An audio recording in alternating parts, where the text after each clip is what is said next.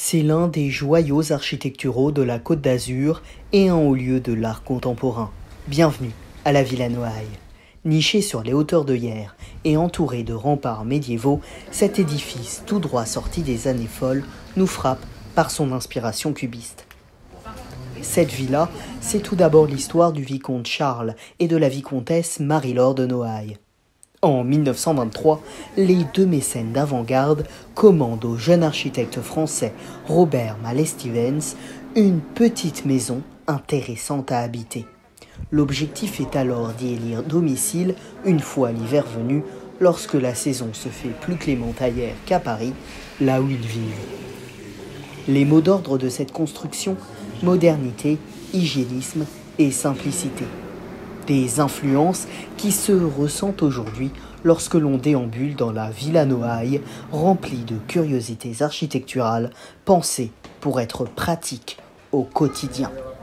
Parmi celles-ci, des meubles conçus dans les murs, mais aussi un système d'horloge centralisé dans les quelques 60 pièces de la villa.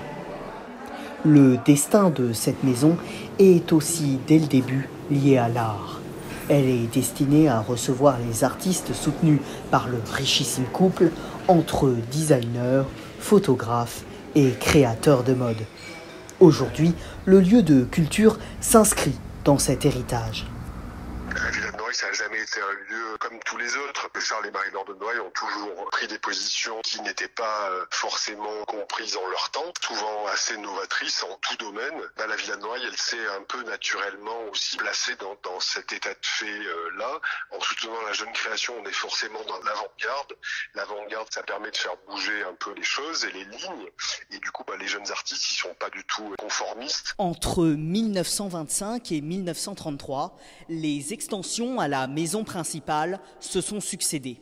Ateliers, piscine ou encore ici, salle de squash. Ce jardin d'inspiration cubiste est aussi un agrandissement. C'est ici, dans cet îlot de fraîcheur, remarquable par sa forme de paquebot, que Charles de Noailles aimait exercer sa passion pour la botanique. Bien après la mort de ses illustres occupants, le lieu est racheté par la ville d'Hyères en 1973. Mais l'habitation devient rapidement abandonnée et squattée. C'est au début des années 2000 que la villa, classée aux monuments historiques, devient un véritable centre d'art. L'histoire de la Villa Noailles, c'est donc aussi celle d'une renaissance. La transmission est aujourd'hui un des leitmotifs de l'institution culturelle, portée par Jean-Pierre Blanc, le directeur.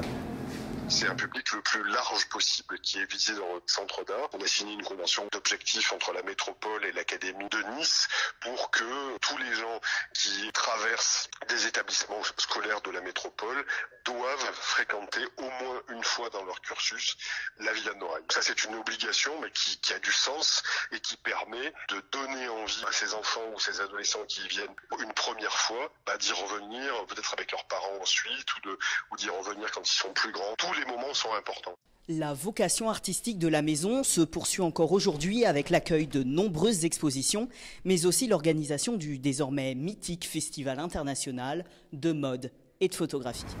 De l'art contemporain dans un cadre enchanteur qui en fait un lieu très apprécié des visiteurs. C'est bien parce qu'on se plonge un peu comment c'était quand ils y habitaient, avec les photos, le mobilier, la vaisselle. C'était sympa. C'était assez intéressant de voir pas mal d'œuvres design dans un cadre assez particulier, en plus avec la vue sur la mer.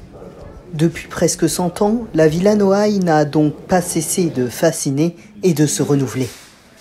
Elle a accueilli l'année dernière près de 60 000 curieux.